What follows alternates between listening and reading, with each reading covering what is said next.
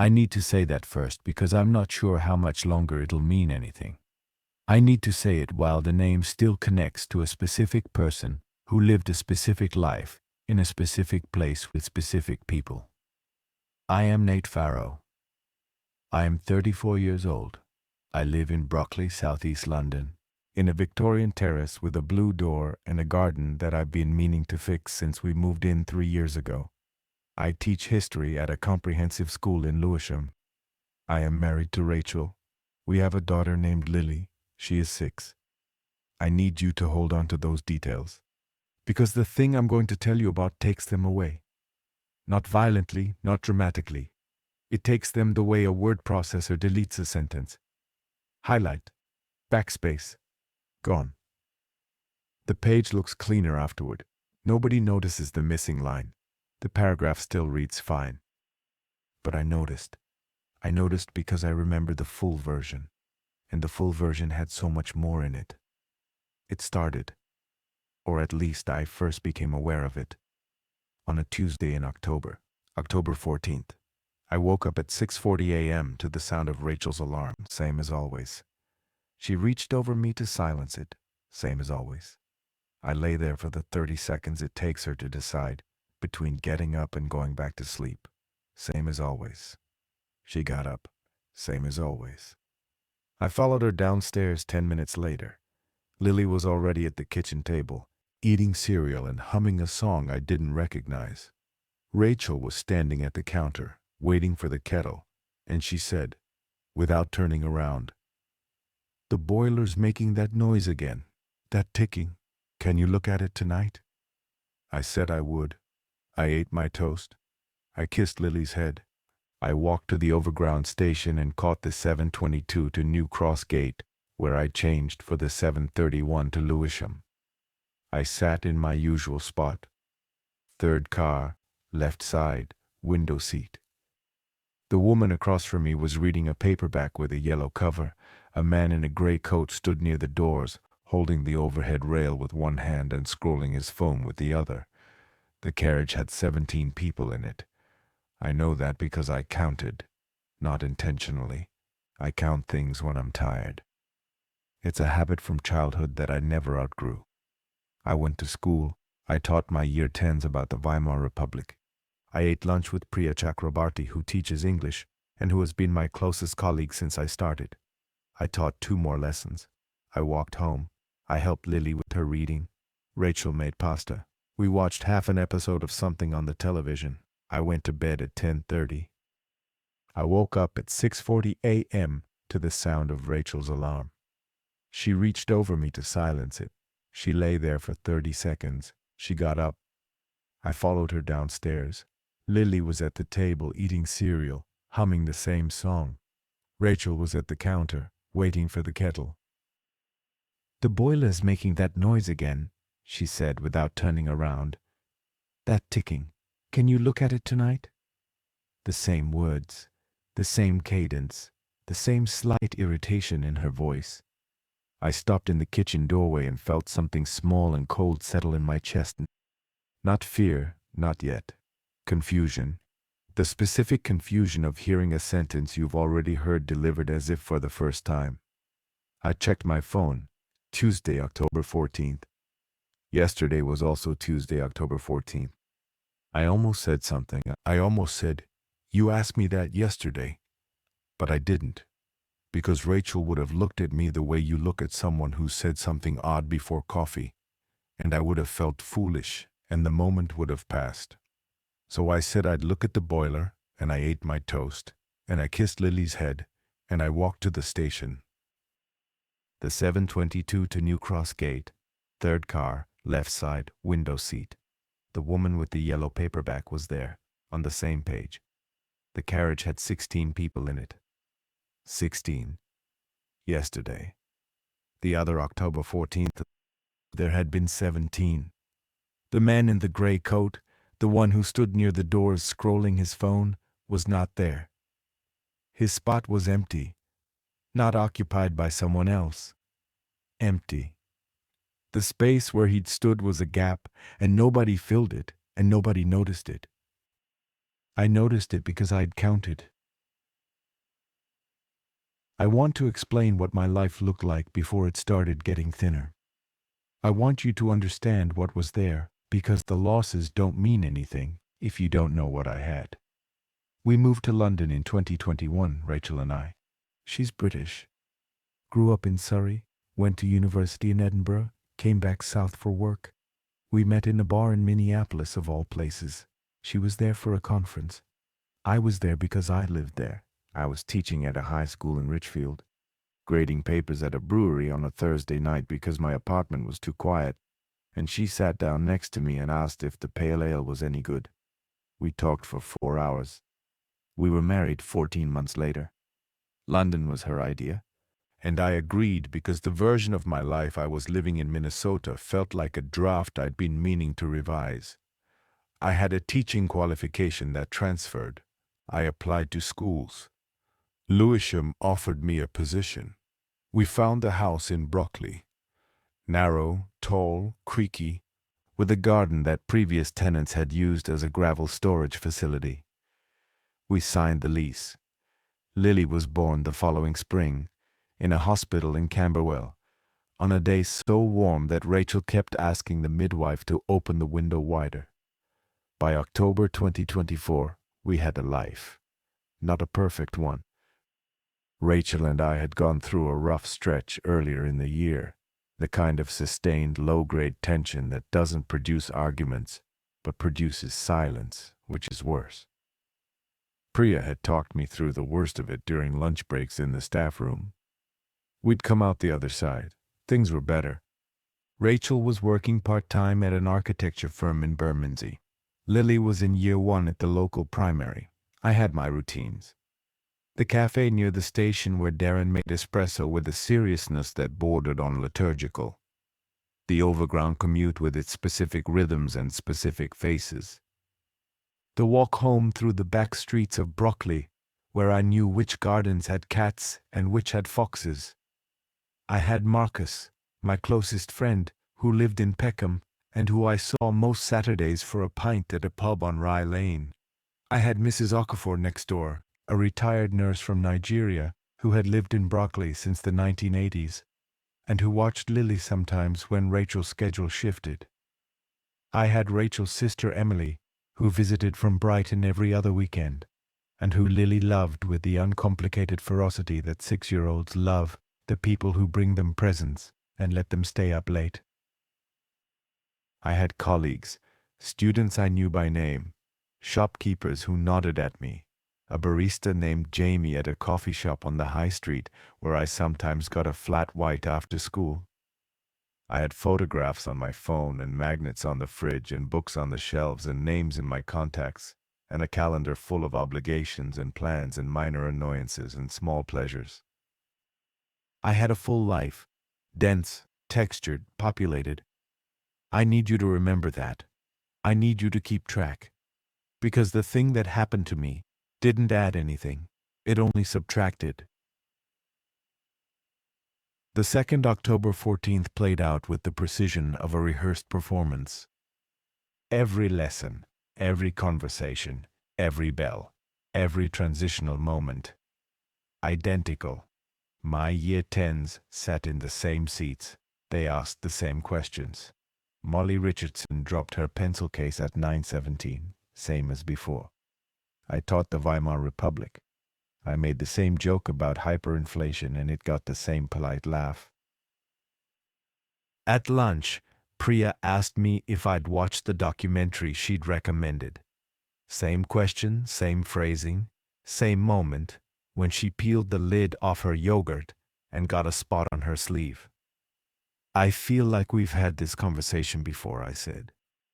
She looked at me. We haven't. I just watched it last night.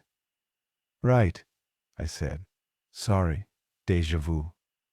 After school, I walked home the long way. Through the park, past the allotments, down the hill to our street. The route was the same. The street was the same. Mrs. Okafor was taking her bins out, same as the day before. She waved, I waved back. At home, Rachel made pasta, same sauce. I watched her stir it and tried to find something different. A gesture, a word, a glance. That would tell me I was wrong, that this was a different day dressed in yesterday's clothes. I couldn't. After dinner, Lily drew a picture at the kitchen table while Rachel cleaned up. I sat next to Lily and watched her work. She drew our house. The blue door, the front window, the garden with its gravel/plants. In front of the house she drew 4 people. Me. Tall, brown hair, stick arms. Rachel. Shorter, yellow hair. Lily. Smallest, in a red dress. And a 4th figure, shorter than Rachel but taller than Lily, with dark skin and a wide smile. "Who's that?" I asked. "Mrs. Okafor," Lily said. "That's nice," I said. "You like Mrs. Okafor?" "She gives me biscuits," Lily said, as if this explained everything. It probably did. I went to bed. I lay in the dark and listened to Rachel breathe, and I told myself that tomorrow would be October 15th and everything would be fine. I woke up at 6:40 a.m. October 14th. Rachel said the same thing about the boiler. The train had 15 people in it. The third repetition is when the losses became impossible to ignore. At school, I pulled up the register for my Year 10 class and counted heads. 28. The class had 30 students. I checked the register. 28 names. I scrolled through the full list, looking for the 2 who should have been there. Thomas Kovac and Annika Mensah. I knew their faces. I knew where they sat. Thomas in the second row near the window, Annika in the back left corner where she could see the door. I knew that Thomas was quiet and drew geometric patterns in his margins and had a mother who emailed me every other week about his progress. I knew that Annika was sharp, argumentative in the best way, and planning to study law. They were not on the register. They had never been on the register. The seats where they should have sat were occupied by other students whose names I recognized, who had apparently always sat in those spots. I went to the school office during my free period. I searched the student database for Kovac and Mensah. No results. I searched the historical enrollment records and nothing. I checked my email for any correspondence from Tomas's mother. My inbox contained no messages from anyone named Kovac. I walked back to the staff room slowly. I sat down. I drank my tea. I thought about the man on the train, the one in the gray coat, who had been there on the first October 14th and was gone by the 2nd. I hadn't known his name. I hadn't spoken to him. He was just a shape in a routine, a familiar presence that I registered without engaging. His absence had been strange but abstract. Tomas and Annika were not abstract. They were my students.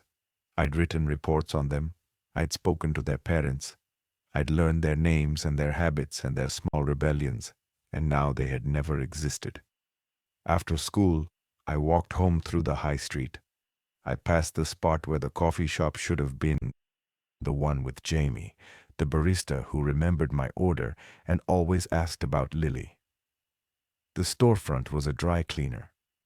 The sign said, "Broccoli Dry Clean. Established 2019. The paint was faded. The window display had been there for months, maybe years. This was not a new business. This was an old business occupying a space that, in my memory, had been a coffee shop 3 days ago.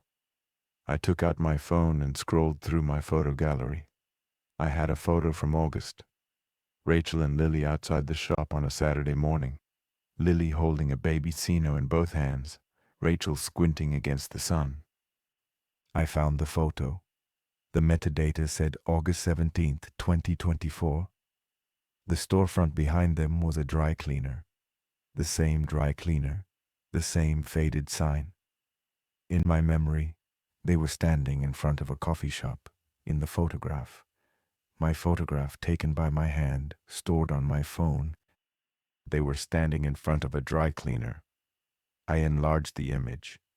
I looked at Rachel's face, Lily's face. They were real. The moment was real, but the background had changed. The background had always been this way. The photo wasn't altered. It was original. My memory was the alteration. That was the first time I felt it. Not fear exactly. Something colder. The sensation of the ground you're standing on being technically, verifiably, documentably solid. While you remember, with absolute clarity, that it used to be somewhere else. That evening, I called Marcus. He picked up on the third ring. Background noise. A pub, probably, or his flat with the television on. He sounded normal. He sounded like Marcus. Warm, slightly distracted, the voice of a man who is always doing two things at once. "Mate," he said, "what's up?" "Quick question," I said. I tried to keep my voice casual. "You know that coffee shop on the high street, near the station?" "Darren's place?" "No, the other one, further down. Used to have a guy called Jamie working there." Silence. Not the silence of someone remembering. The silence of someone searching for a reference point that doesn't exist. "I don't know a Jamie," Marcus said. "What coffee shop?" "Never mind," I said. "Crossed wires." "You all right? You sound weird." "I'm fine. Long day. I'll see you Saturday." "Saturday, yeah. Rye Lane, 3 o'clock. I hung up. I sat on the bed with my phone in my hand, and I thought about what I was going to do. Because the problem was not that I was losing my mind. The problem was that I could feel reality losing its density, shedding layers like a snake shedding skin, and every external source I consulted confirmed the thinner version. My phone, my photos, my contacts, my colleagues, my best friend. They all agreed. The world as it currently existed was correct, complete, whole. And I remembered more of it. I went downstairs and found a notebook in the kitchen drawer. A half-used A5 pad that Rachel had been using for grocery lists. I tore out the used pages and started writing. Pen on paper, ink on cellulose, the oldest technology I had access to. I wrote everything I could remember that I suspected might not survive. I started with the obvious. Thomas Kovacs, year 10, sat by the window, geometric drawings, mother named Eva who emailed too much. Anika Mensa, year 10, back left, wanted to study law, had a laugh that carried across the classroom. The man on the train in the gray coat, Jamie the barista, tall, nose piercing, always played jazz. Then I wrote the things I was less sure about. The people on the train whose faces I'd registered but never named. The shops I passed on the high street, every one of them in order, with whatever details I could attach. The neighbors, the route I walked, Rachel's stories, every anecdote she'd ever told me about her childhood, her university years, her friends. I wrote it all down. Pages and pages, my handwriting getting smaller and more urgent as the night wore on. I finished at 1 a.m., 12 pages of details, a catalogue of the world as I remembered it. I hid the notebook under the mattress on my side of the bed. I fell asleep with ink stains on my fingers. The 4th, October 14th.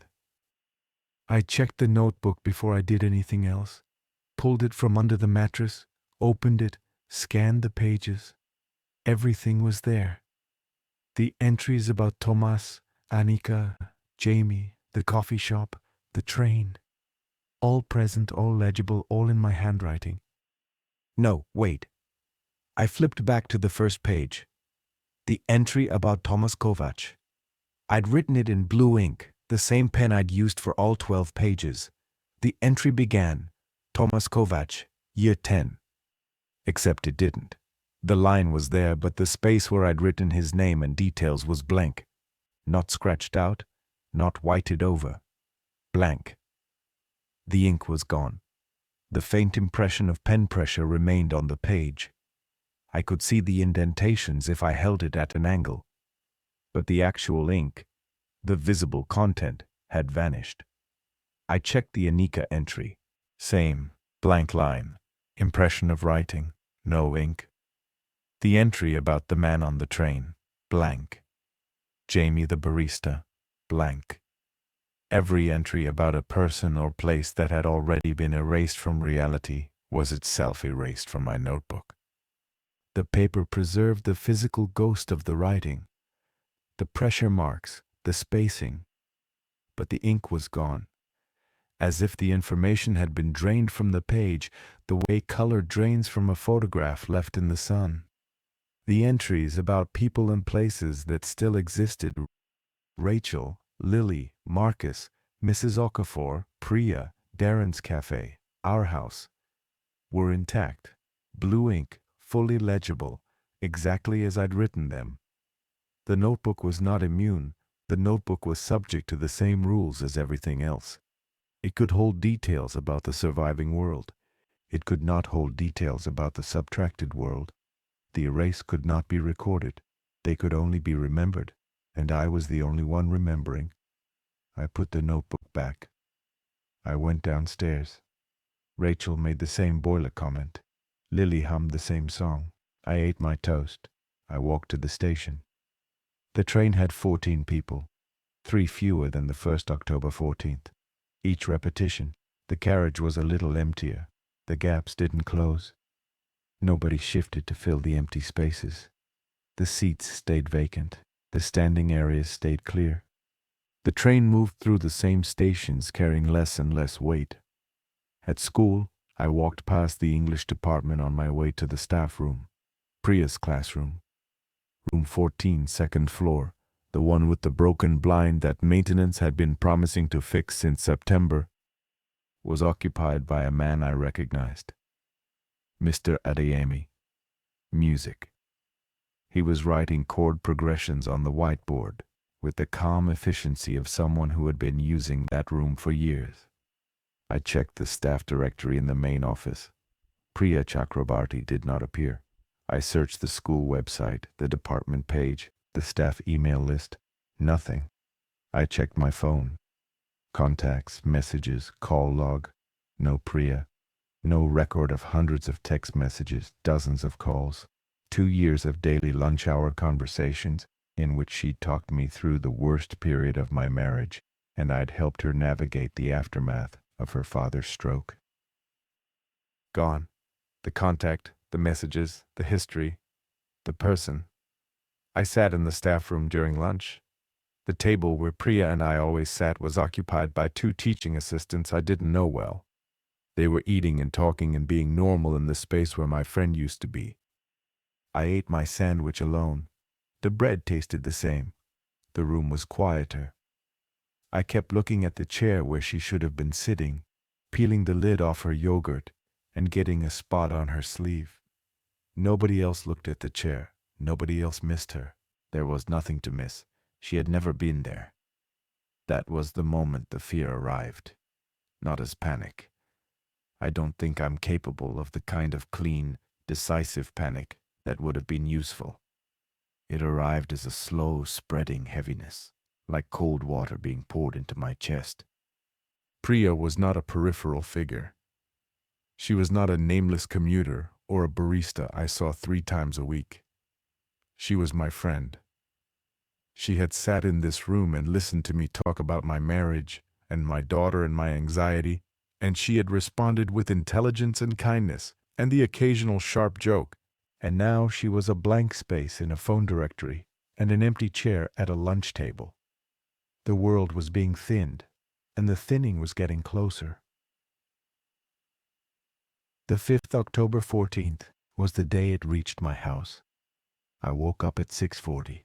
Rachel's alarm, the familiar 30-second deliberation. She got up. I lay there, counting what was left. Downstairs, kitchen, Lily at the table, cereal, humming. Rachel at the counter, kettle.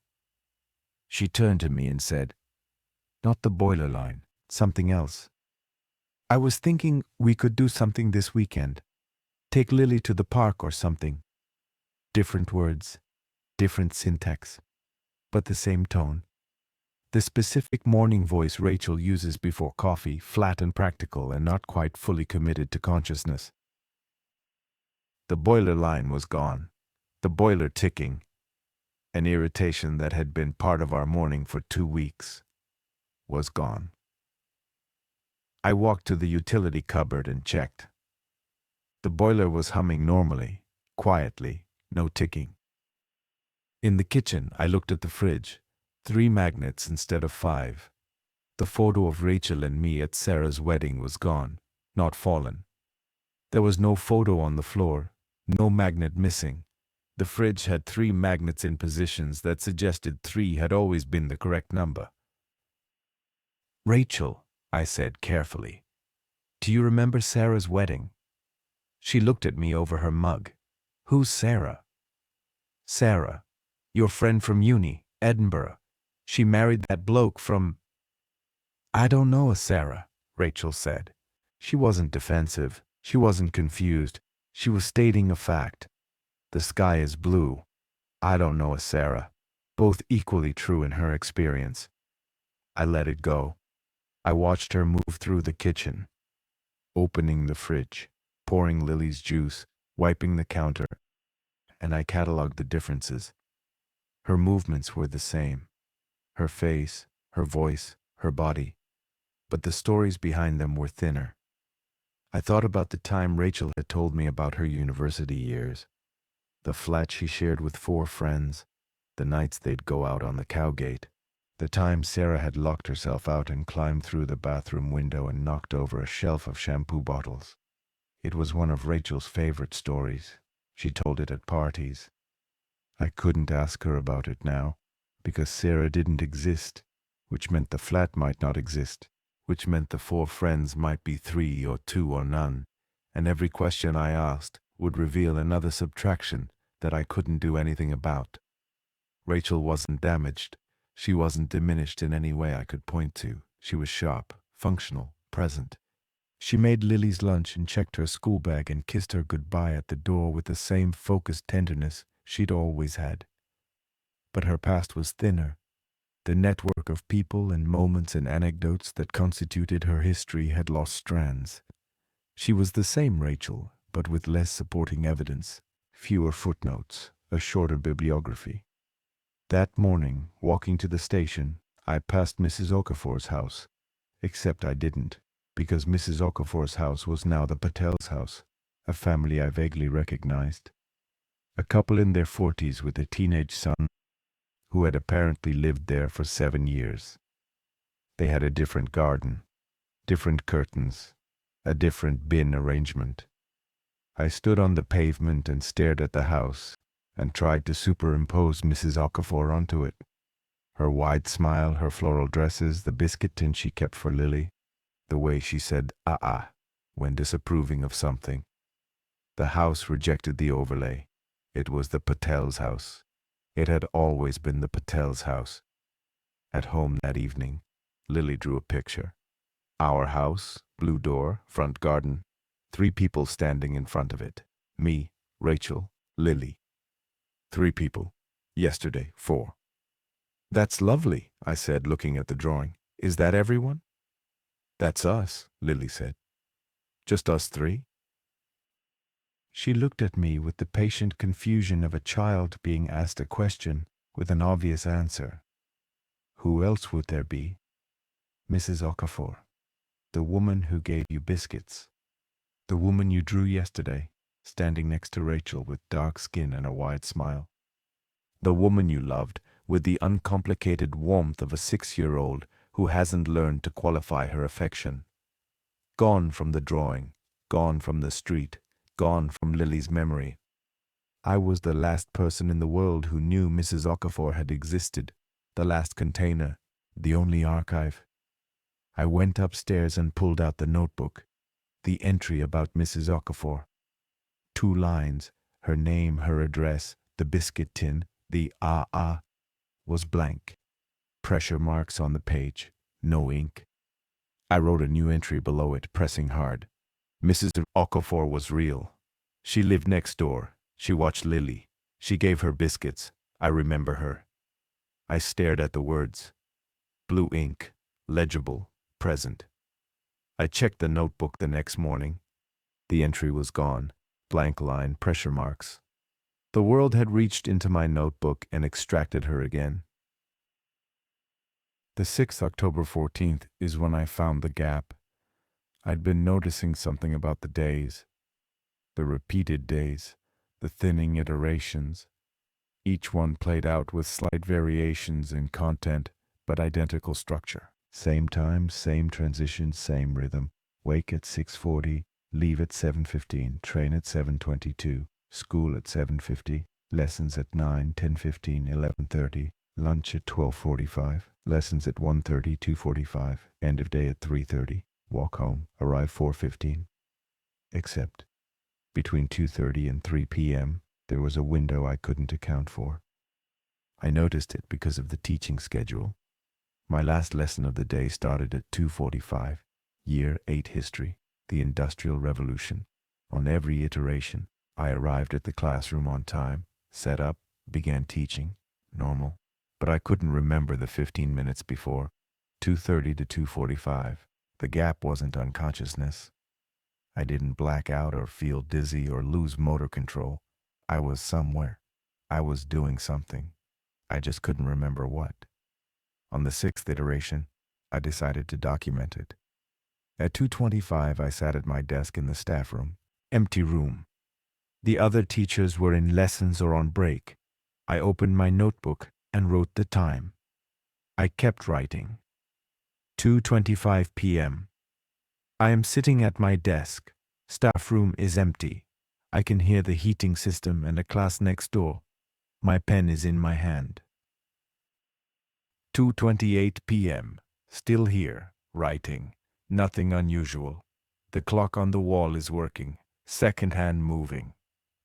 2:30 p.m. Still here. I'm going to keep writing. 2:33 p.m. here, pen in hand, page open. 2:35 p.m. still present. I can feel the chair under me, the pen between my fingers, the page under my hand. I am here. I kept writing. I pressed hard. I kept my eyes on the page. I kept the pen moving. I was not going to lose these minutes. 2:38 p.m. 2:41 p.m. 2:43 p.m. I looked at the notebook. The next entry in my handwriting said, 3:01 p.m. I'm back. 18 minutes. Gone. I'd been writing continuously. I could feel the fatigue in my hand. The ink flow had been unbroken. But the content between 2:43 and 3:01 was different. The timestamps stopped. The careful, deliberate log entries stopped. In their place, filling the rest of the page and spilling onto the next, was a list. My handwriting, my ink, the same pen, the same pressure, the same slightly cramped letter forms I'd been using all day. But I hadn't written this, or I had, physically. My hand had held the pen, my fingers had formed the letters, the indentation patterns proved it, but I had no memory of writing a single word. The list was names, 12 names, each followed by a brief notation. Marcus Hayward. Saturday 3 p.m. Rye Lane, cancel. Darren O'Say. Morning account close. Emily Farrow. Brighton weekend, decline future invitations. Year 8 students. 3 names, transfer documentation not required. Mr. Adiemi. Staff room lunch table, no introduction necessary. 2 names I didn't recognize. Overground 7, 22 carriage 3, no engagement. Lily Broccoli primary reading program, parent volunteer withdrawal submitted. I stopped reading. Lily. My daughter's name on the list. Not as someone to be erased. The notation was specific, mundane, a parent volunteer form, a withdrawal from a reading program I'd signed up for in September, an act of disconnection so minor, so administrative, that no one would notice it. Not Lily, not her teacher, not Rachel. A single thread snipped from the web of connections that attached my daughter to the world. I looked at the other entries. Marcus. Cancel the standing Saturday plan. Darren. Close my account at his cafe. Emily. Stop inviting Rachel's sister to visit. 3-year 8 students. Not erased from the school, but from my class specifically. Transferred out, removed from my orbit. Each entry was a severance, not a deletion. A disconnection. A precise, administrative uncoupling of one thread that connected me to another person. And each severed thread, I understood now, was the mechanism. The world didn't erase people arbitrarily. It erased them after the thing I became during the gap, had cut the connection first. I had erased Mrs. Okafor by withdrawing from the small neighborly exchanges that connected us. I had erased Priya by, what? Canceling a lunch? Declining to sit at our usual table? Some tiny bureaucratic act of social disconnection that the gap version of me had performed and the world had ratified. The list was instructions, written by my hand in my ink during minutes I couldn't remember. And the world was reading them like a memo from management. Each disconnection noted, processed, and implemented overnight. The person or place disconnected would simply cease to have existed by the next morning. I was the editor. The thing thinning my world was me. I tore the page out. I took it to the staff room kitchen. I held it over the sink and lit it with a match from the emergency kit in the drawer. The paper burned. The ash went down the drain. The names were destroyed. The next morning, the 7th, October 14th, Marcus was gone. Darren's cafe was a newsagent. Emily had never existed. Rachel's sister was an only child. Rachel had always been an only child. Burning the list didn't stop anything. The instructions had already been transmitted. The disconnections had already been filed. My hand had written them, and the world had read them. And the fact that I'd destroyed the physical copy meant nothing. The process didn't need the paper. The paper was just a record of something that had already been decided. By me. During 18 minutes I couldn't remember. In handwriting I couldn't disown. I spent the evening of the 7th, October 14th, mapping the pattern. Not in the notebook. I didn't trust it anymore. The notebook enforced the same rules as the rest of the world. It couldn't hold information about the subtracted. So instead, I sat at the kitchen table after Rachel and Lily went to bed, and I thought.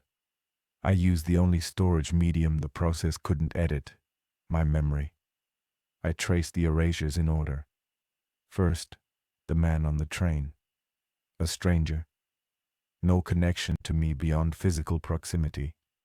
Second, 2 more commuters, strangers. Third, Thomas and Annika, my students. A professional connection, meaningful, but bounded by institutional roles. Fourth, Jamie the barista, the coffee shop, a social connection. Someone who knew my name and my order but not my life. Fifth, Priya, a real friend.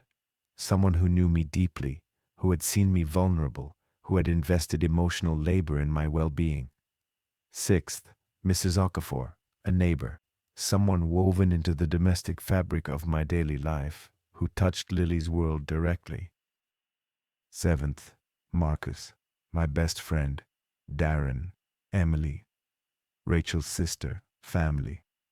The pattern was a spiral, not spatial, like the paths in a forest, social.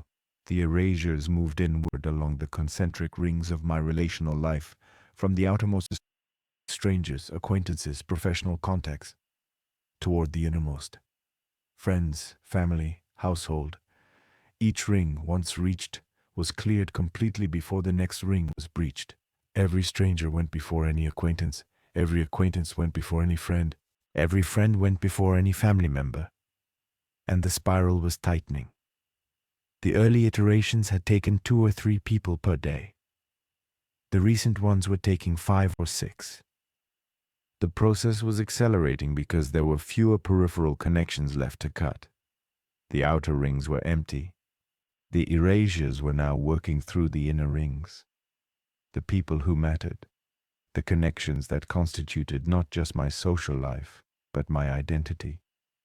I thought about who was left. Rachel, Lily, a handful of colleagues I wasn't close to, some students, the Patels next door, who I barely knew, the woman at the overground ticket barrier who'd nodded at me every morning for 3 years without either of us ever speaking. A diminished orbit, a social system stripped to its load-bearing walls. And I thought about the list. The entries my Gap self had written. Each one was a disconnection so mundane that it would barely register as an event. Cancel a standing plan, close an account, withdraw from a volunteer program, decline an invitation. These weren't violent acts. They weren't even rude. They were the kinds of small and administrative withdrawals that people make all the time.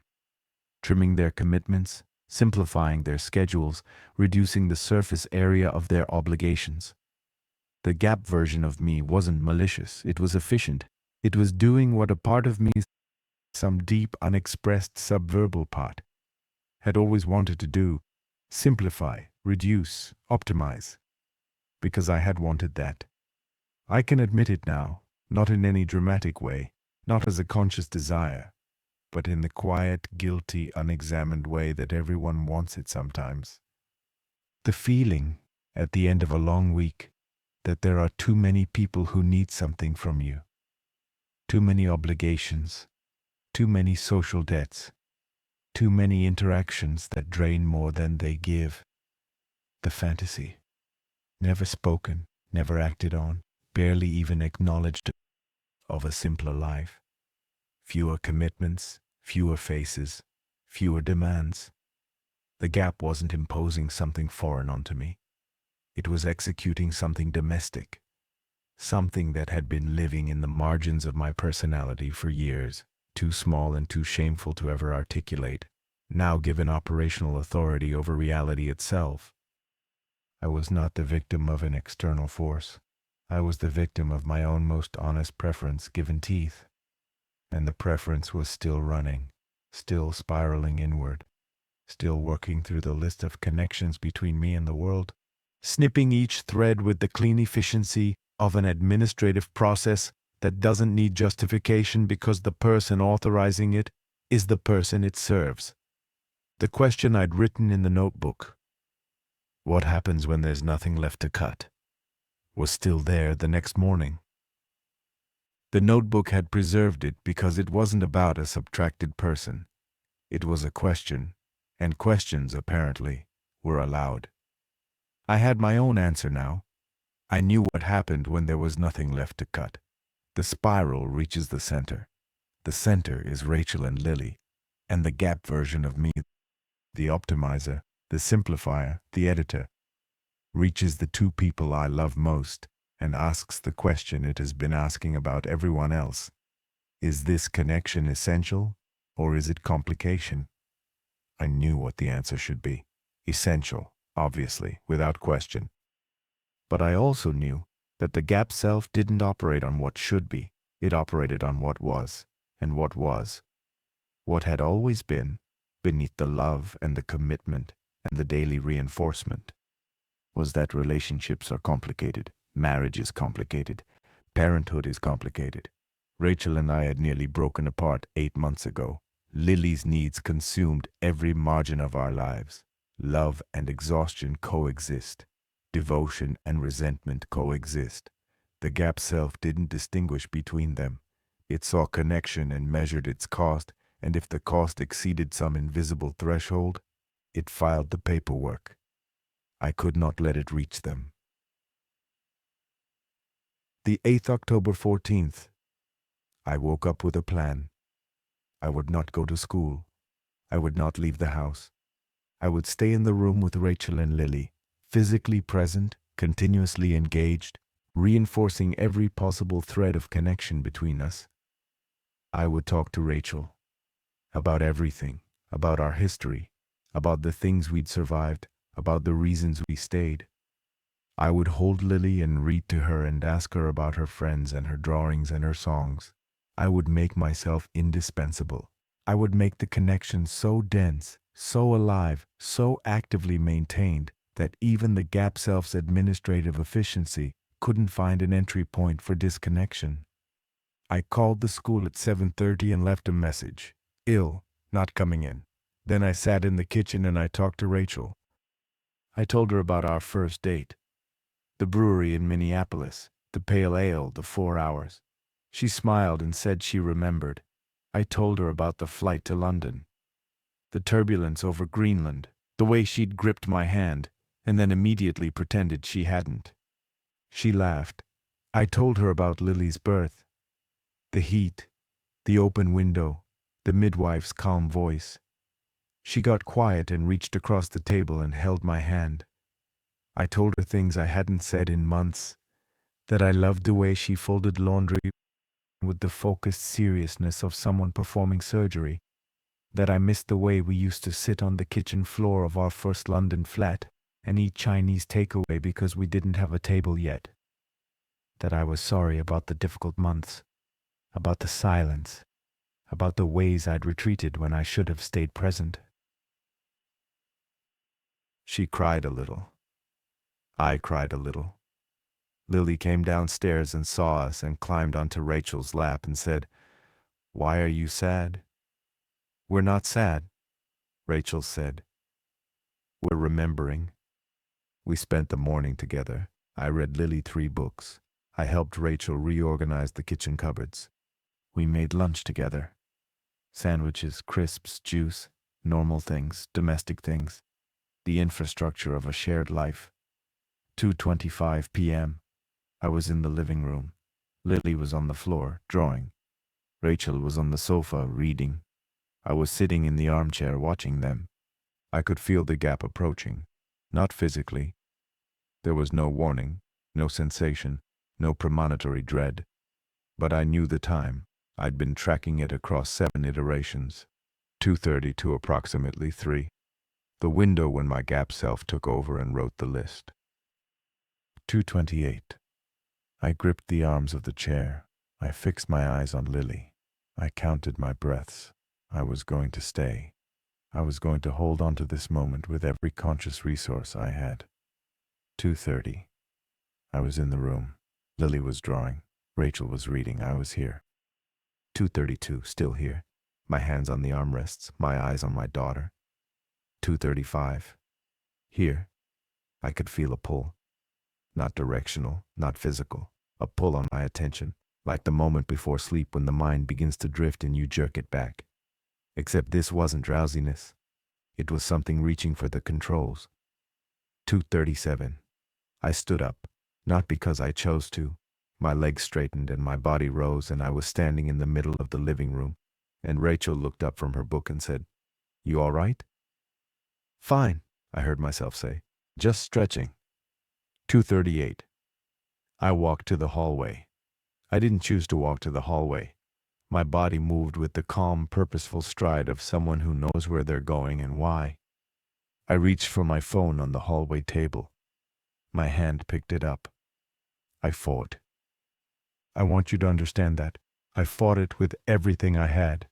I tried to put the phone down. I tried to turn around. I tried to open my mouth and call for Rachel. My body continued. My fingers unlocked the phone. They navigated to the contacts. They scrolled. The name on the screen was Emily Farrow, Rachel's sister, who had already been erased, who already didn't exist. Why was her name still in my contacts? Because she hadn't been erased yet in this iteration. This was the 8th October 14th, but each iteration began fresh. The gap self wasn't working from a cumulative list. It was making new cuts each day. Each day, it reevaluated the connections and selected the next ring of disconnections. Emily had been cut in the 7th iteration. In the 8th, she existed again. Because the day reset, but the gap self was going to cut her again, and this time, it was going to cut deeper, cut closer. My thumb pressed the call button. I hung up, not my gap self. Me, Nate. I forced my arm down and hit the red button with my other hand, and the call disconnected before it connected, and I stood in the hallway holding my phone with both hands trembling and sweat running down the back of my neck. The gap didn't close. I could feel it. The gap self, the optimizer, the thing that wore my body, pressing against the inside of my skull like a headache made of intention. It wanted to continue. It had a list to write. It had connections to sever. I was interrupting its process. I threw the phone, not dramatically. I set it down hard on the hallway table and walked back to the living room and sat down in the armchair and put my hands flat on my thighs and breathed. Lily looked up from her drawing. "Daddy, who were you calling?" "Nobody," I said. "Wrong number." Rachel didn't look up from her book. She turned a page. The gap receded at 2:58. I felt it go. A release of pressure behind my eyes, a slackening of the invisible tension that had been holding my body like a marionette. I was myself again, fully. The urge to pick up the phone, to call, to cancel, to disconnect. It was gone. But it had been there. It had been me, not a foreign entity, not a parasite, not a demon or a ghost or a system malfunction. It was the part of me that calculated the cost of every relationship and occasionally, quietly, in the privacy of my own unspoken thoughts, wondered if the cost was worth it. Everyone has that part. The part that fantasizes about canceling plans. The part that feels relief when someone doesn't show up. The part that sometimes, just sometimes, looks at the full, demanding, complicated web of human connection and thinks, this would be easier with less. That part had been given a pen and a mandate, and it was very, very good at its job. The 9th October 14th. I woke up and checked. Rachel was there. Lily was there. The house was there, but smaller somehow. Not physically, not architecturally, just less furnished. Fewer books on the shelves. Fewer photos on the walls. The guest room upstairs, the one we used for Emily's visits, was an office now. It had always been an office, apparently. Rachel didn't mention a guest room. There was no spare bed. There was no evidence that anyone had ever stayed overnight in our home. The school had shrunk too. Fewer students, fewer staff. My year 10 class was down to 18. The corridors felt wider because there were fewer bodies in them. The staff room had 4 people at lunch. I sat with one of them, Mr. Adeyemi, the music teacher who'd taken Priya's room. He was pleasant. We talked about nothing. The conversation had the weightless, frictionless quality of an interaction between 2 people who have no history and no investment in creating one. I walked home.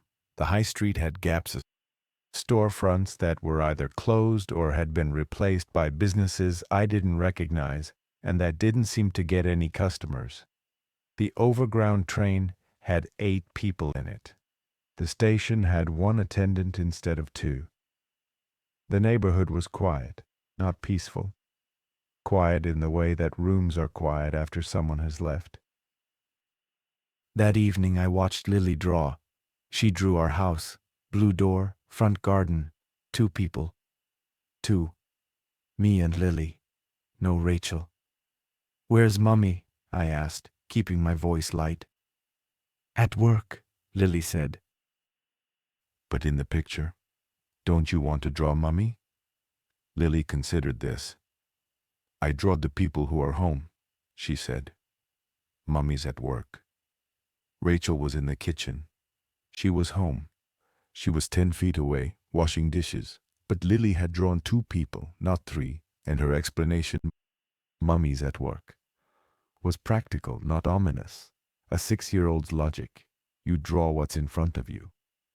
Except yesterday, Lily had drawn 3 people. And the day before that, 4. And the day before that, 4. The number of people Lily drew in front of the house was the number of people Lily instinctively felt belonged there. And the number was going down. I looked at Rachel.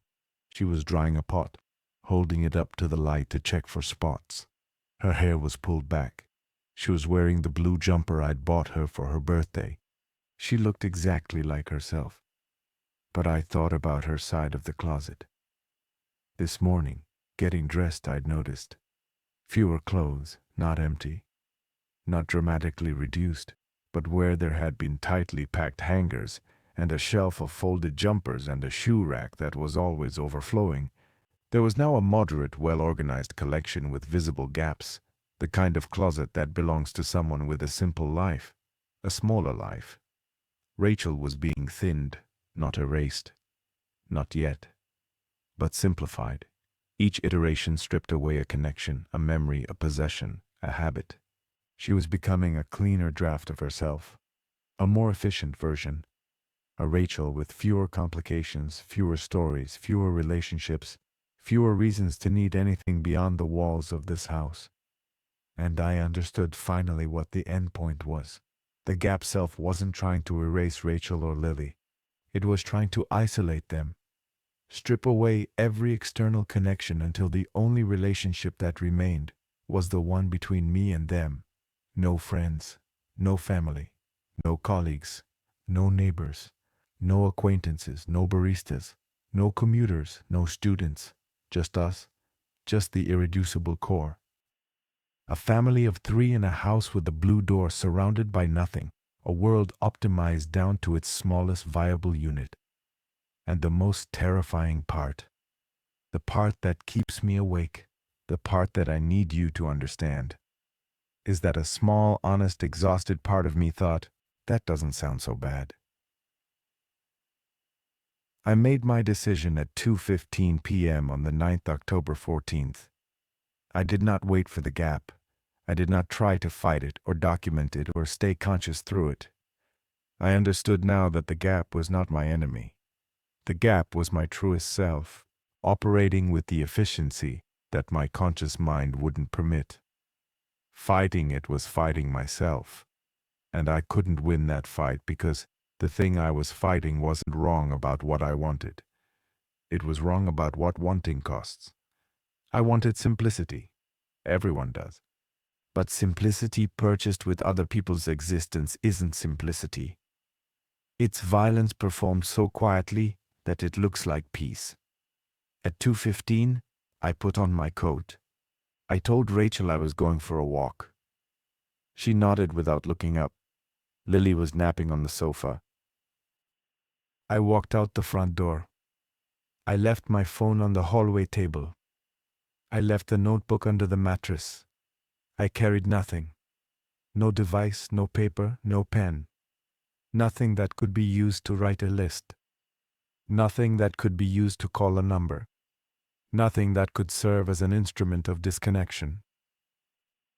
I walked to the high street. The October air was cool and damp and tasted like bus exhaust and fallen leaves. The street was half empty. Fewer shops, fewer people, the accumulated subtraction of 9 iterations visible in the gaps between buildings and the silence between footsteps.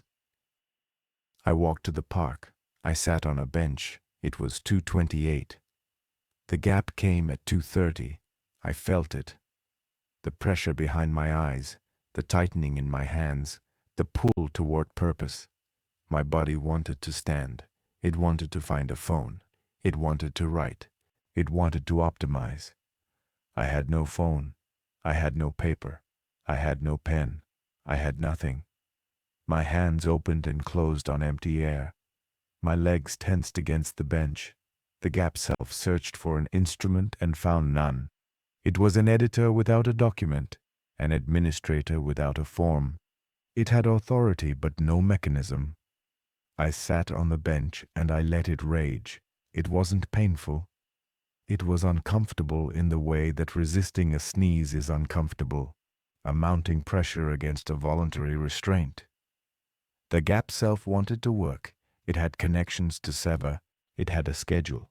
The spiral was almost complete, and the remaining cuts were the ones that mattered most, and I was denying it the tools. I sat there for 28 minutes, the longest 28 minutes I have ever experienced. The gap self did not relent. It pressed and pressed and pressed, and my hands gripped the bench slats until the wood grain printed into my palms, and I watched the park's remaining trees shed their October leaves into a wind that felt like it was thinning too. At 2:58 it stopped, the pressure released, my hands relaxed, my legs stopped trembling. I was Nate again, fully, completely, sitting on a bench in a half-empty park, in a thinning city with nothing in my hands and nothing to write and no list for the world to follow. I walked home. Rachel was in the kitchen. Lily was awake, watching cartoons. The house was the same. Nobody was missing. Nobody new had been erased. The evening played out quietly. Dinner, television, bedtime, the familiar rhythm of a family winding down. I went to sleep at 10:30. I held Rachel's hand under the covers. She squeezed once, already half asleep. I woke up at 6:40 a.m. I reached for my phone on the nightstand. My hand found it in the dark, the way it always does. Muscle memory, the same gesture performed 1,000 times. The screen said, Wednesday, October 15th. October 15th, a new day. The first new day in 9 iterations. I lay there for a long time. The relief was so complete that it felt like a physical weight being lifted. Not from my shoulders, from the air itself. The atmosphere in the room felt different, lighter, like the world had exhaled. Rachel's alarm went off. She reached over me to silence it. She lay there for 30 seconds. She got up. I followed her downstairs. The boiler's making that noise again, she said.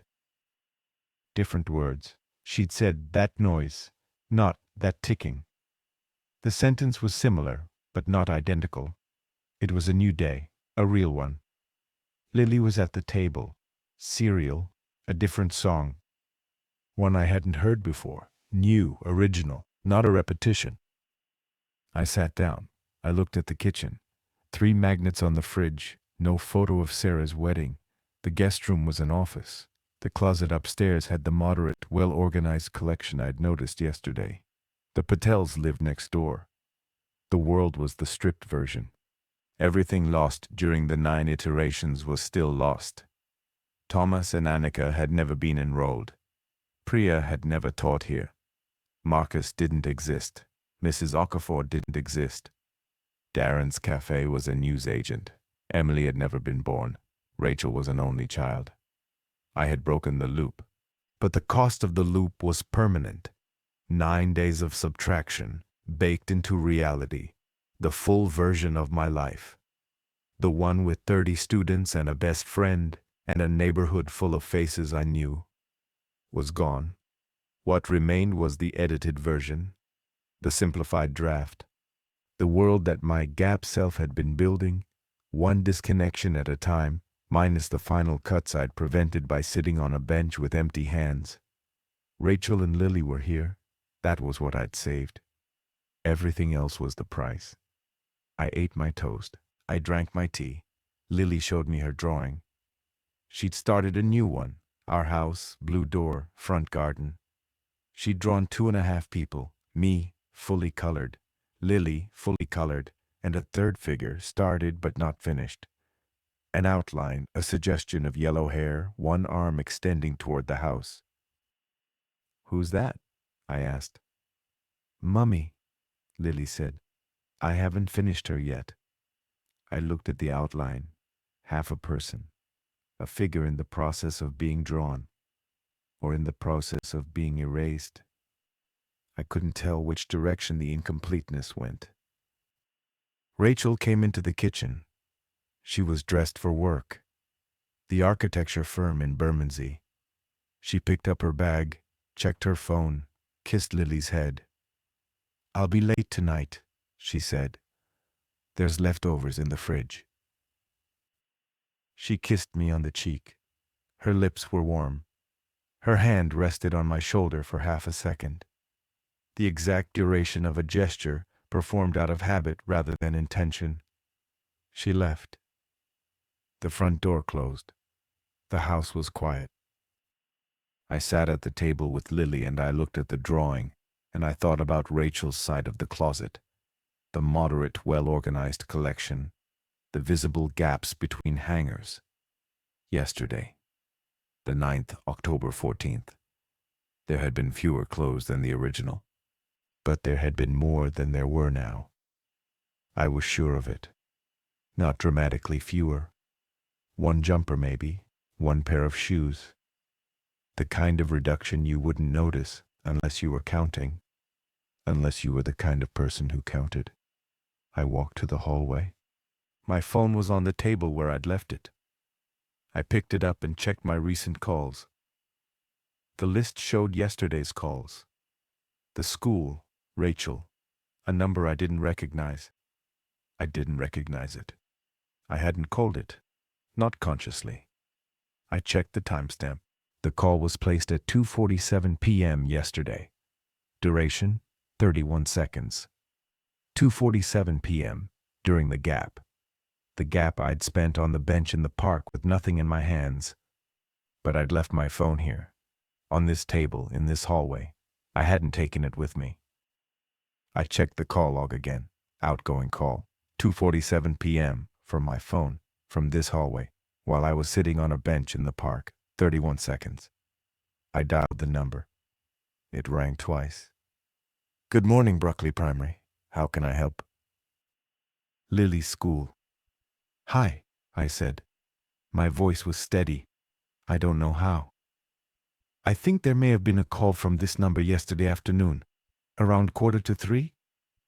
Let me check. What's the name? Farrow, Nate Farrow. My daughter is Lily Farrow, year 1.